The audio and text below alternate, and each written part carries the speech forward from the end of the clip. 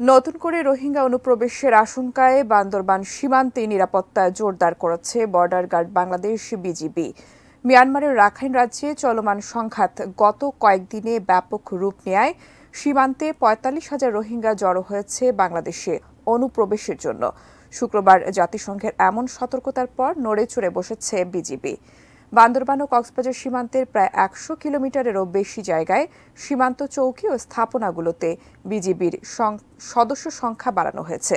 সীমান্ত এলাকায় টহল ও নজরদারি দ্বিগুণ জোরদার করা হয়েছে।